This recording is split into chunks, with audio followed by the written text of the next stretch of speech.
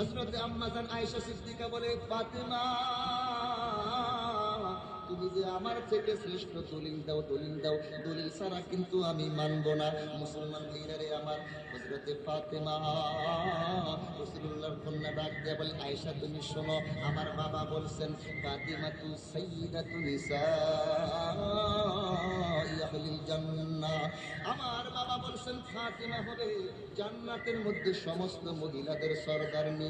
মুসলমান ভাইরা রে আমার, হযরতে ফাতিমা বলে এজন্য তোমার থেকে আমার সম্মান বেশি। হযরতে আয়েশা বলে এবার আমার দলিল তুমি শোনো। আম্মা জান আয়েশা ডাক দিয়ে বলে, ফাতিমা আমার দলিল তুমি শোনো। দুনিয়ার মধ্যে চরিত্রের সার্টিফিকেট দেয় এলাকার মেম্বার, এলাকার চেয়ারম্যান, স্কুলের মাস্টার, এরা হইল চরিত্রের সার্টিফিকেট দেয়। মুসলমান ভাইরা রে আমার, দেখা যায় যে লোকটা চরিত্রের সার্টিফিকেট দেয় ওই লোকটার চরিত্র 14 নম্বর, সে আবার আরেকজনের চরিত্রের সার্টিফিকেট দেয়, আসে না নাই? মুসলমান ভাইরা রে আমার, আম্মা জান হযরতে আয়েশা সিদ্দিকা বলেন আমার চরিত্রের সার্টিফিকেট দুনিয়ার কোন মানুষ দেয় নাই। আল্লাহ রাব্বুল আলামিন সরাসরি সূরানুল কারীমের মধ্যে 10টা আয়াত নাযিল করিয়া আমার চরিত্রের সার্টিফিকেট দিয়েছে। আল্লাহু আকবার বলেন। মুসলমান ভাইরা রে আমার,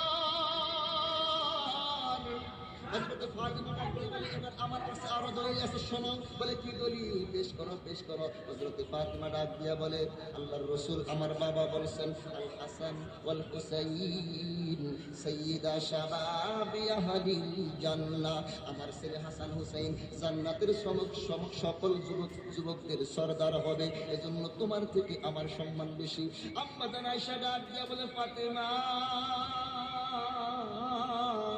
আলোচনা বাড়াইয়া লাভ নাই, একটা ফিনিশিং আমি এখন দিয়া দিই, এরপরে তুমি বলবা তোমার সম্মান বেশি না আমার সম্মান বেশি। আম্মা জান আয়েশা সিদ্দিকা ডাক দিয়া বলে ফাতেমা আমি রাসূলুল্লাহ থেকে শুনেছি কিয়ামতের ময়দানে যখন জান্নাত জাহান্নামের ফয়সালা হয়ে যাবে, যদি স্ত্রী জান্নাতি হয়, তার স্বামী যদি জাহান্নামী হয়ে যায় তাহলে কিন্তু স্বামীর ছাড়া স্ত্রী জান্নাতে যাবে না। আবার যদি স্বামী জান্নাতি হয়ে যায়, স্ত্রী যদি জাহান্নামী হয়ে যায়, ওই স্ত্রীকে ছাড়া কিন্তু স্বামীও জান্নাতের মধ্যে যাবে না। মুসলমান ভাইরা রে আমার, আম্মা জান আয়েশা বলেন আমি রাসূলুল্লাহ থেকে শুনেছি স্ত্রীরা যখন জান্নাতে যাবে তখন স্বামীদের হাত ধরিয়া আঙ্গুল ধরিয়া স্বামীর সাথে একই সাথে জান্নাতের মধ্যে ঢুকবে। জোরে বলবেন সুবহানাল্লাহ। আম্মা জান আয়েশা সিদ্দিকা ডাক দিয়ে বলেন ফাতিমা এবার তুমি বলো, যদিও তুমি রাসূলুল্লাহর কন্যা, তোমার বিবাহটা তো আলীর সাথে হয়েছে, তুমি যখন জান্নাতের মধ্যে যাইবা তুমি কিন্তু আলীর সাথে, আলীর হাত ধরিয়া জান্নাতে যাইবা। আর আমি যদিও আবু বকরের কন্যা, তারপর আমার বিবাহটা যেহেতু রাসূলুল্লাহর সাথে হয়েছে, আমি যখন জান্নাতের মধ্যে যাব তখন কিন্তু রাসূলুল্লাহর সাথে তার হাত ধরিয়া জান্নাতের মধ্যে যাব। এবার বলো ফাতেমা তোমার সম্মান বেশি নাকি আমি আয়েশার সম্মান বেশি? আল্লাহু আকবার বলেন। মুসলমান ভাইরা আমার, বলতেছিলাম ঝগড়া মিটানোর 1 নম্বর পদ্ধতি, আপনি স্ত্রীকে বলবেন স্ত্রী গো তোমার নিয়ে কিন্তু আমি জান্নাতের মধ্যে একসাথে থাকতে চাই, স্ত্রী কিন্তু মনটা নরম হয়ে যাবে। এবার যখন 2 নম্বর পদ্ধতি, 1 নম্বর পদ্ধতি ওয়াজ করছেন বুঝাইছেন কাজ হয় না, আল্লাহ রাব্বুল আলামিন এবার ঝগড়া মিটাইবার 2 নম্বর পদ্ধতি বলতেছেন